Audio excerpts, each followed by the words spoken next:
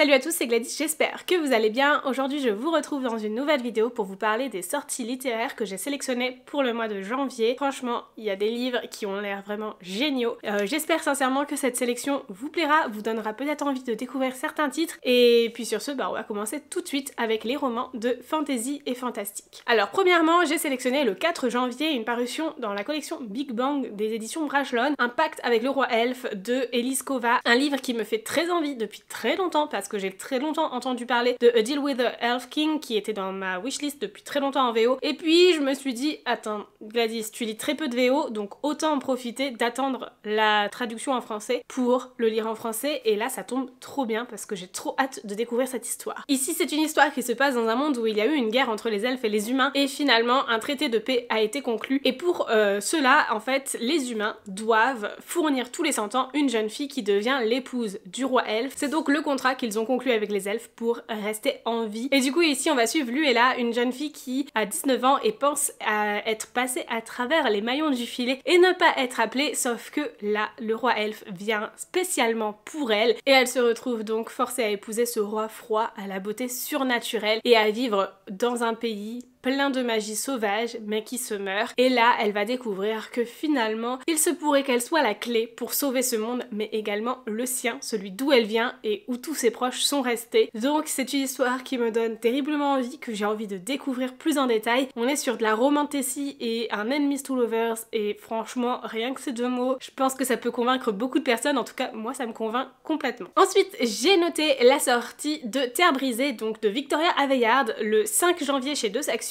C'est une histoire dans laquelle on va suivre un monde, donc terre vaste, sur lequel une ombre inquiétante s'étend. Et on va suivre donc Coran, une fille d'un pirate légendaire qui ressent finalement cette ombre qui s'étend. Et elle découvre ainsi une troublante vérité. Elle est la dernière d'une lignée ancienne prestigieuse dont le seul espoir est de sauver le monde de la destruction. Et du coup elle va être accompagnée de plusieurs personnes pour affronter un adversaire vicieux, invincible et déterminé à réduire ensemble tous les royaumes. En somme, elle est encore la clé pour sauver le monde. Je pense que ça peut être vraiment sympa parce qu'il y a un côté vraiment fantasy, magie relativement particulière avec des êtres vraiment sombres et surtout ce côté un peu piraterie peut-être qui en ressortira mine de rien puisqu'elle est quand même fille d'un pirate. Ça me tente terriblement et j'ai hâte de pouvoir le découvrir. Ensuite j'ai noté une sortie de chez Stardust prévue pour le 11 janvier. Il s'agit d'une magie teintée de poison de Judy Lin. Une lecture qui s'éloigne un petit peu plus de ce que j'ai l'habitude de lire, mais vous le savez sûrement, je suis partenaire Stardust pour l'année 2023 et on va recevoir toutes leurs parutions. Du coup j'avais envie de vous en parler ici parce que c'est un livre que je vais lire dans tous les cas. J'espère sincèrement que je vais l'aimer parce qu'il se passe dans la Chine impériale et c'est pas forcément quelque chose avec lequel j'ai beaucoup d'affinité. Mais ici on va suivre donc Ning qui devra gagner une compétition de préparation du thé, ça par contre le thé j'adore ça, et déjouer les pièges de la cour pour sauver sa sœur. Cependant ses concurrents sont prêts à tout pour la devancer, il va donc y avoir de la trahison entre compétiteurs, des machinations politiques à la cour,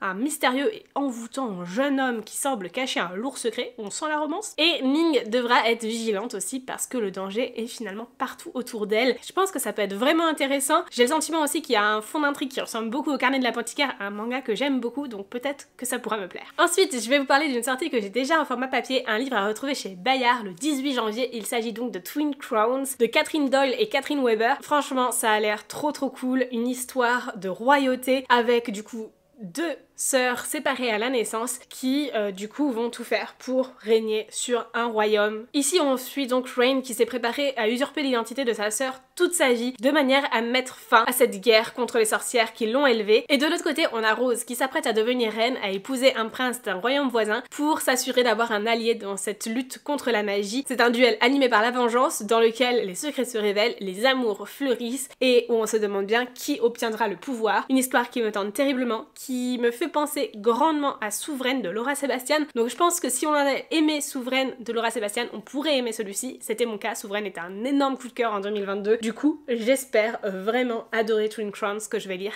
très prochainement. Ensuite, le 19 janvier, on retrouvera du coup la parution de Lune et de Sang de Erin Beatty chez Lumen. Et c'est donc une duologie de dark fantasy écrite par l'autrice de La couleur du mensonge que je n'ai pas lu, mais apparemment c'est une trilogie vraiment mais pépitas. Du coup, j'ai très envie de découvrir un jour La couleur du mensonge, mais surtout je pense que je vais commencer tout de suite par lire de Lune et de Sang, donc qui est une histoire envoûtante, pleine de magie et de promesses, quelque chose que j'ai trop hâte de lire, qui a l'air vraiment super chouette et qui va mêler à la fois la magie, la fantaisie, mais en même temps un côté un peu enquête et policier. Du coup je trouve ça super cool parce que ça rappelle un peu tout ce que j'aime dans la bitlit et je pense que je vais vraiment accrocher avec ce livre. Bref, comme toujours pour les livres de chez Lumen, je vais pas vous faire le résumé quand bien même je l'ai lu. Ce sont des résumés qui sont généralement plutôt spoilants et j'ai pas envie de vous spoiler, mais la phrase d'accroche qui est donnée est: lorsque la lumière de la lune l'effleure, le monde de Catherine se métamorphose, et les thèmes abordés sont magie, mystère, pouvoir de la lune, meurtre et romance. Autant dire qu'avec tout ça, normalement, vous devez avoir envie de le lire, en tout cas si vous avez les mêmes goûts que moi, parce que moi ça me donne terriblement envie. Bref,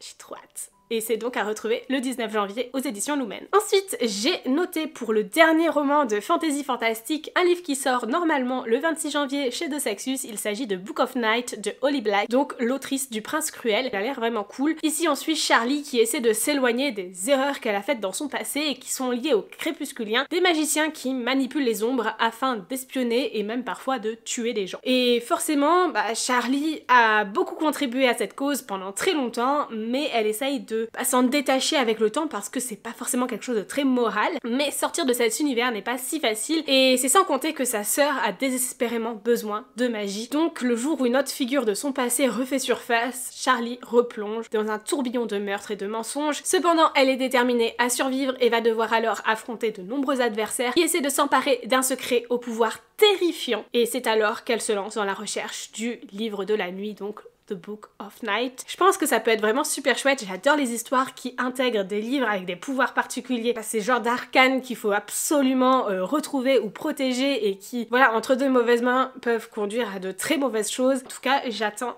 une superbe lecture avec une belle morale. C'est peut-être un petit peu trop ambitieux de ma part, mais on verra bien. On passe maintenant aux parutions contemporaines que j'ai repérées pour le mois de janvier. Il y en a pas mal aussi et franchement ça a l'air vraiment trop chouette. Le premier d'entre eux, c'est une parution du 4 janvier chez Albin Michel. Il s'agit de Just Wanna Be Your Brother de Nin Gorman et Mathieu Guibé. Je n'ai lu qu'un seul tome de la duologie Ash is Falling for the Sky, mais j'ai acheté le tome 2 récemment et j'espère vraiment le lire très bientôt, remédier à ça. Mais sachez que du coup, Just Wanna Be Your Brother est donc un préquel de cette duologie. Il peut être lu sans avoir lu toute la duologie, je crois. Alors je sais pas s'il peut être lu sans rien avoir lu ou juste en ayant lu le premier tome, ça j'ai un doute, mais en tout cas il n'y a pas besoin d'avoir lu le deuxième tome pour le lire. Donc ça c'est cool parce que je serais pas obligée de lire le deuxième tome pour lire cette nouvelle parution, mais d'un autre côté je pense que c'est quand même mieux d'avoir l'ensemble de l'histoire avant de lire Just Wanna Be Your Brother, juste parce qu'il a été écrit après et peut-être qu'il y a des petites choses qui font qu'on va mieux comprendre où veulent en aller les auteurs juste en ayant tout lu, voilà, tout simplement. Bref, l'histoire de Ash is Falling for the Sky, c'est une histoire dans laquelle on va suivre Ash et Sky et on se rend compte que Ash cache beaucoup de choses, il a un passé très lourd et son passé se rapporte beaucoup à Zach, son meilleur ami, et du coup dans ce préquel on va suivre l'histoire de Ash et Zach, cette amitié entre eux deux, toutes les choses qui font qu'ils sont complètement inséparables alors que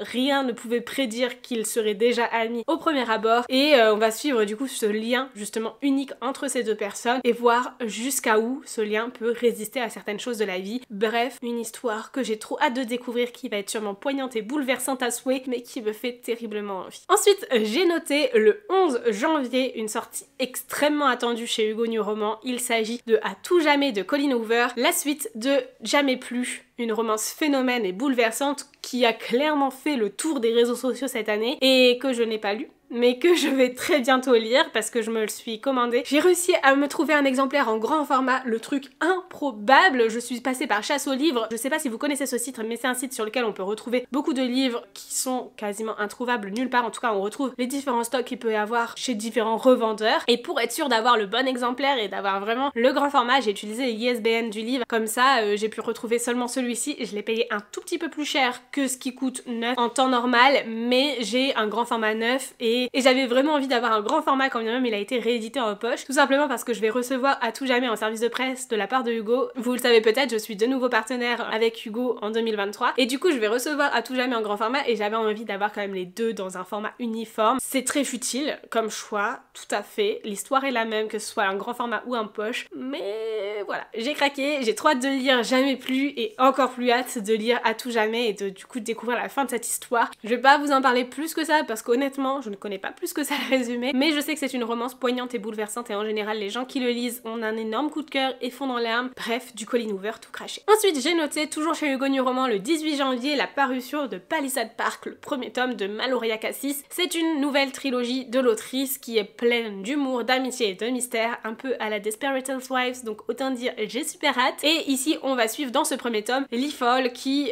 espère commencer une nouvelle vie en Californie et surtout oublier son ex infidèle. Et de l'autre côté on a Matthew qui lui n'a jamais eu envie de s'engager, mais pourtant lorsque Lee et Matthew se rencontrent, quelque chose les pousse irrémédiablement l'un vers l'autre et du coup malgré toute leur volonté, ces deux voisins ont beaucoup de mal à lutter face à cette attirance qu'ils ont l'un pour l'autre. Est-ce qu'ils parviendront à s'accorder malgré leurs attentes différentes?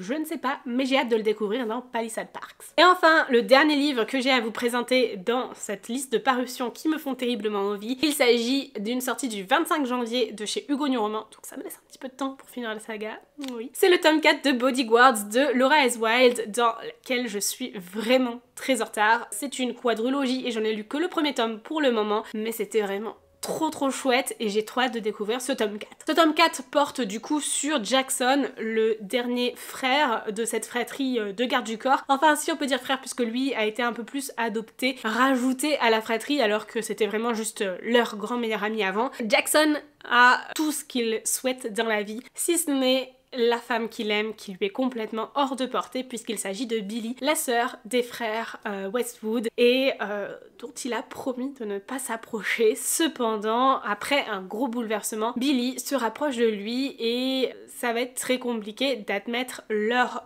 sentiments, surtout que cela pourrait créer des discordes au sein de cette famille Westwood qui est extrêmement soudée. Bref, une histoire qui me tente beaucoup, j'ai trop hâte de finir cette saga dont je n'ai lu que le premier tome pour le moment mais qui me fait trop envie. J'ai déjà le tome 2 dans ma pile à lire donc vraiment j'ai trop hâte de continuer et du coup j'ai jusqu'au 25 janvier pour lire 2 tomes, le 2 et le 3 normalement il n'y a pas de souci, ça devrait aller, je devrais y arriver et être à jour pour pouvoir lire Bodyguards tome 4 au moment de sa parution ou relativement proche de sa parution parce que j'ai trop envie de finir cette saga rapidement. Voilà donc pour cette sélection de parution du mois de janvier. N'hésitez pas à me dire dans les commentaires si vous avez sélectionné ces livres là aussi ou si vous en avez sélectionné d'autres, peut-être que je suis passée à côté de certains titres qui pourraient également me plaire. En tout cas, j'espère sincèrement que cette vidéo vous a plu, je vous souhaite de très belles lectures et de très bonnes fêtes de fin d'année et je vous dis à très bientôt dans une nouvelle vidéo. Ciao!